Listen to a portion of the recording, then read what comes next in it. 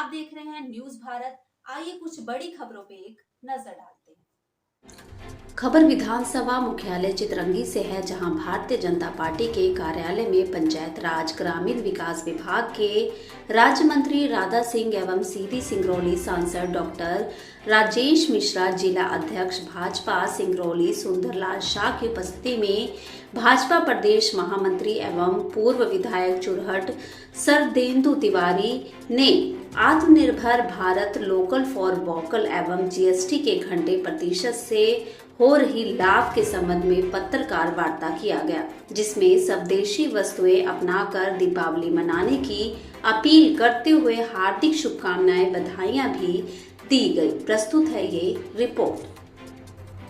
संकल्प अभियान के अंतर्गत पत्रकार वार्ता हमारे मध्य शासन के राज्य मंत्री श्रीमती राधा सिंह जी हैं, साथ में हमारे सीधी सिंगरौली के सांसद राजेश मिश्रा जी हैं और हमारे चुरहट के पूर्व विधायक सरदेंदु तिवारी जी हैं, साथ में सिंगरौली जिले के अध्यक्ष सुंदर शाह जी हैं। आज आत्मनिर्भर भारत संकल्प यात्रा में इससे जनता का क्या लाभ हो सकता है और जीएसटी के बारे में आप थोड़ा सा विस्तार से बताएंगे। आज इस महत्वपूर्ण प्रेस कॉन्फ्रेंस में हमारे साथ उपस्थित राज्य शासन की मंत्री श्रीमती राधा सिंह जी,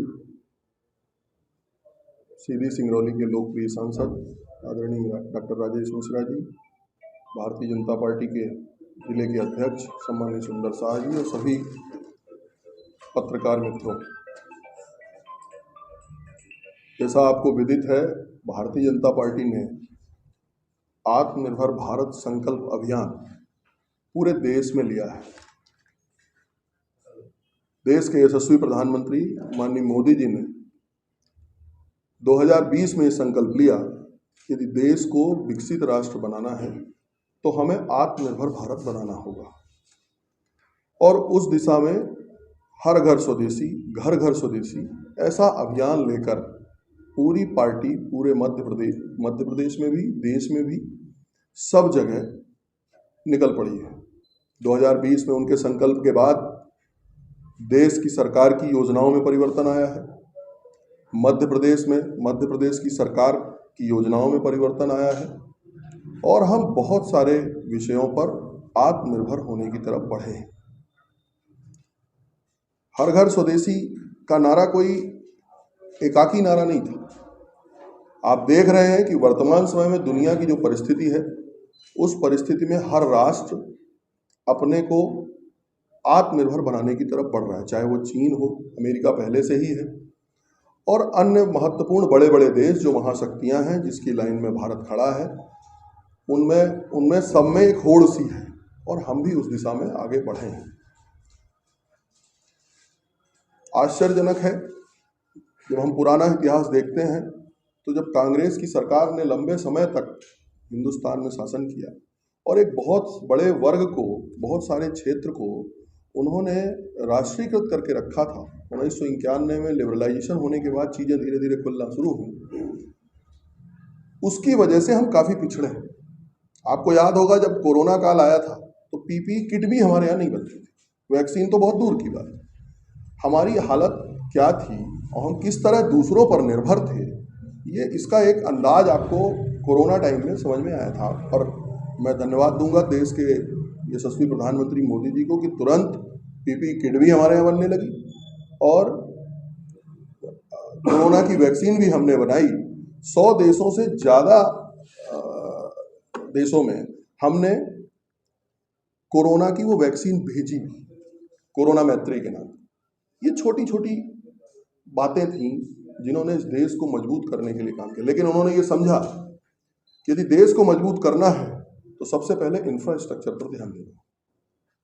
आपको आश्चर्य होगा कि माननीय मोदी जी के आने के पूर्व इस देश का इंफ्रास्ट्रक्चर का जो अधिकतम बजट था यूपीए की सरकार तक में, वो 2.5 लाख करोड़ रुपए का था। और इसीलिए हमारे पास अच्छे एयरपोर्ट नहीं थे, हमारे पास अच्छी रेलवे लाइनें नहीं थी, हमारे पास अच्छी सड़कें नहीं थी। और जब ये सब नहीं था तो बाहर के लोग हमारे यहाँ आने में संकोच करते थे, पहुंच नहीं पाते थे।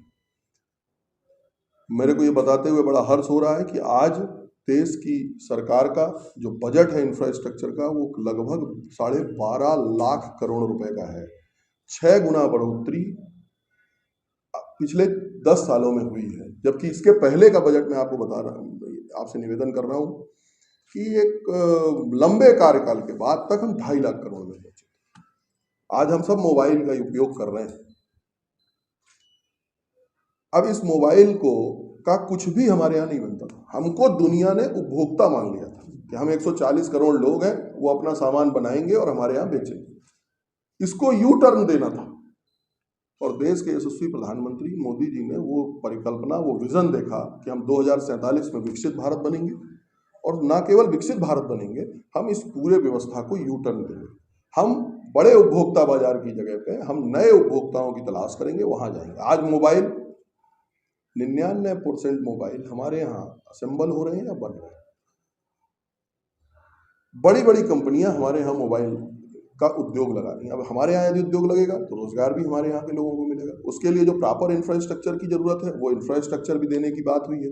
बड़े बड़े हाईवेज बन रहे हैं, आप कहीं भी जाइए। अभी मैं 14 तारीख को व्यवहारी में था, व्यवहारी से मैं खंडवा तक गया बाई रोड और फिर खंडवा से लौट के मैं फिर आज आपके बीच चितरंगी में हूँ।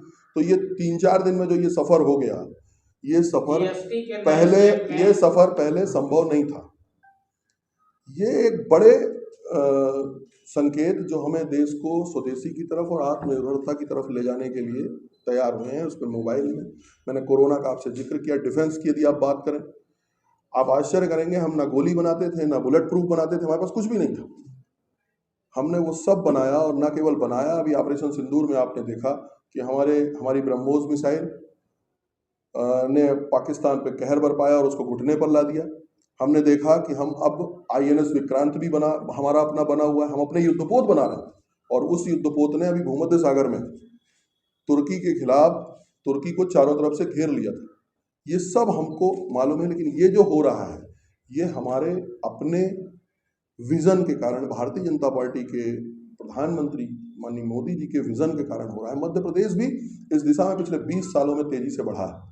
बहुत सारे अभी जो इन्वेस्टर्स मीट हमारे माननीय मुख्यमंत्री जी ने की, उसमें लगभग 30,000 करोड़ रुपए के नए इन्वेस्टमेंट आने के MOU हुए। ये सब बड़े परिवर्तन जो दिख रहे हैं हमको, ये अचानक नहीं हुए। इसके पीछे एक संकल्पना थी, इसके पीछे एक विजन था और उस विजन के तहत काम हुआ। हमने अभी हम सब पढ़ रहे हैं, हम सब ने सुना है ऑपरेशन सिंदूर के बाद कि अब भारत अपने सेमीकंडक्टर बनाएगा।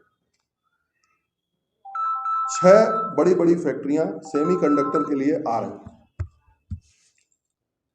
हम सब ने देखा कि यदि हम टीवी भी खरीदते हैं तो टीवी का कुल कीमत होता है 2,000 रुपये और उसमें जो सेमीकंडक्टर चिप लगी होती है वो बाहर से आती है और उसकी कीमत होती है 10,000 रुपये। तो उस पूरे के पूरे प्रोडक्ट की कीमत बढ़ जाती है। हम जब अपना सेमीकंडक्टर बनाएंगे तो हमारे यहाँ लोगों को चीजें भी सस्ती मिलेंगी। इस आधार पर नए 6 MOU साइन हो गए हैं। एक अभी गुजरात में फैक्ट्री चालू होने वाली है और अगले आने वाले कुछ वर्षों में हम अपने सेमीकंडक्टर बना पाएंगे तो हम अपने डिफेंस के क्षेत्र को, अपने स्पेस के क्षेत्र को, अपने मेडिकल के क्षेत्र को, अपने उपभोक्ता बाजार के क्षेत्र को, सबको व्यापक पैमाने पर वर्ल्ड क्लास का बनाकर और बाहर उसको बेचने का काम कर पाएंगे। ऐसा अभी आपने देखा डिफेंस में भी हम बाहर दे रहे हैं। अब तो होड़ मच गई है कि भारत से मिसाइल खरीदो, भारत से सामान खरीदो, भारत से बंदूक खरीदो, भारत से अन्य डिफेंस के इक्विपमेंट करो। हमारा जो फार्मास्यूटिकल है वो दुनिया में है। अमेरिका जो अभी टैरिफ लगा रहा है वो मेनली फार्मास्यूटिकल हमारे व्यवसाय को कमजोर करने के लिए ही है। तो कुल मिलाकर आत्मनिर्भर भारत, स्वदेशी भारत, इस संकल्पना के साथ हम 2047 में एक विकसित भारत की तरफ बढ़ें, इसका अभियान भारतीय जनता पार्टी ने लिया है। हम आज चितरंगी में विधानसभा सम्मेलन कर रहे हैं। पूरे मध्य प्रदेश में विधानसभा के सम्मेलन हो रहे हैं। साथ में अभी युवा सम्मेलन होने हैं, महिला सम्मेलन होने हैं। सभी वर्गों को जोड़कर local for vocal, made in India, made for India, इन संकल्पों के साथ आगे बढ़ने की तैयारी देश की सरकार ने भी की है और मध्य प्रदेश की सरकार। किस तरह से फायदा होगा लोकल फॉर वोकल का क्षेत्रवासियों के लिए? निश्चित रूप से हो ही रहा। सरकार क्या कर रही है, कैसे प्रयास कर रही है? मैंने आपसे पहले भी निवेदन किया, लोकल यदि हम सामान, लोकल की बात करेंगे, जैसे ब्रह्मोस मिसाइल हम खुद बना रहे हैं तो उसकी डिमांड हो रही है। हमको अब ये नहीं देखना है कि हम कोई हमें जब मिसाइल देगा तब हम इमरजेंसी में चलाने जाएंगे। हमको वैक्सीन बनानी है तो हम अपनी वैक्सीन खुद बना रहे हैं। यही है लोकल, मेड इन इंडिया और made for India. Made India के लिए भी बनाना, उसमें बहुत सारी चीज़ें जो बाहर से भी आ रही हैं वो हमारे यहाँ असेंबल होंगी, हमारे यहाँ बनेंगी, हमारे यहाँ के लोगों को रोजगार मिलेगा। वर्ल्ड व्यू और दुनिया में भारत को महाशक्ति बनाने की तरफ बढ़ा हुआ कदम है। हम चौथी बड़ी अर्थव्यवस्था बन गए हैं और बहुत जल्द तीसरी बड़ी अर्थव्यवस्था बनने वाले हैं। और आपको मेरे को ये बताते हुए बड़ा हर्ष हो रहा है कि 2020 के बाद भारत की अर्थव्यवस्था दुनिया की सबसे तेज गति से बढ़ती हुई अर्थव्यवस्थाओं में से एक है। और IMF और वर्ल्ड बैंक ने जो बताया है कि आगामी आने वाले समयों में भी भारत की अर्थव्यवस्था ही सबसे तेज गति से बढ़ने वाली अर्थव्यवस्था रहेगी।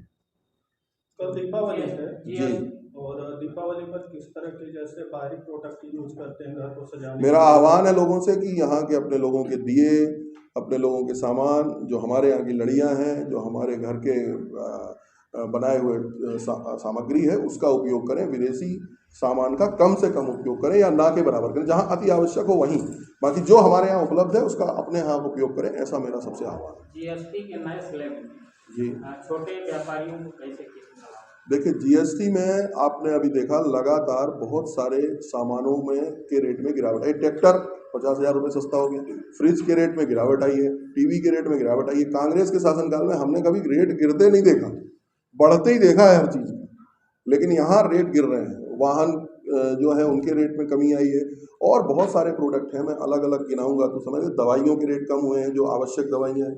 ये बहुत सारे परिवर्तन जो हो रहे हैं, ये कंज्यूमर को, हमारे हिंदुस्तान के लोगों को अच्छा लाभ देने के लिए मिले और साथ में जो यहाँ प्रोडक्ट बना रहे हैं उसको एक्सपोर्ट करने के लिए। एक्सपोर्ट भी हमारा कई गुना बढ़ा है और डाइवर्सिफाई हुआ है। पहले हम 4-5 देशों में ही मुख्यतः अपना एक्सपोर्ट करते थे, जिसमें US था और अन्य कुछ वो थे। अब हम उसको डाइवर्सिफाई कर रहे हैं। माननीय प्रधानमंत्री जी की ब्रिटेन की यात्रा और कई और देशों की जो यात्राएं हुई हैं, उसमें व्यापकता लाने का प्रयास हुआ है कि हम डाइवर्सिफाई कर लें अपने व्यापार में, तो हमारा प्रोडक्ट भी बने और डाइवर्सिफाई भी। इस लाइन पे हम चल रहे हैं और GST के माध्यम से यहाँ के लोगों को, जो अपने हिंदुस्तान के हमारे नागरिक हैं, उनको सुविधाजनक माहौल मिले, ये हमारा प्रयास है। ग्रामीण क्षेत्रों में जो बेरोजगारी है वो कैसे दूर की जाएगी? जब देश विकसित की हम संकल्पना लेकर चल रहे हैं तो उसमें अन्य सभी जो उसके आयाम हैं, उन सभी आयामों पर चोट तब होगी जब हम भारत को विकसित राष्ट्र की तरफ ले जाएंगे। विकसित राष्ट्र की परिभाषा क्या है?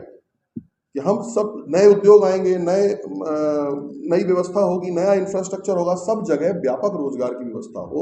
इस दिशा में भी सरकार आगे बढ़ रही है। बहुत बहुत धन्यवाद।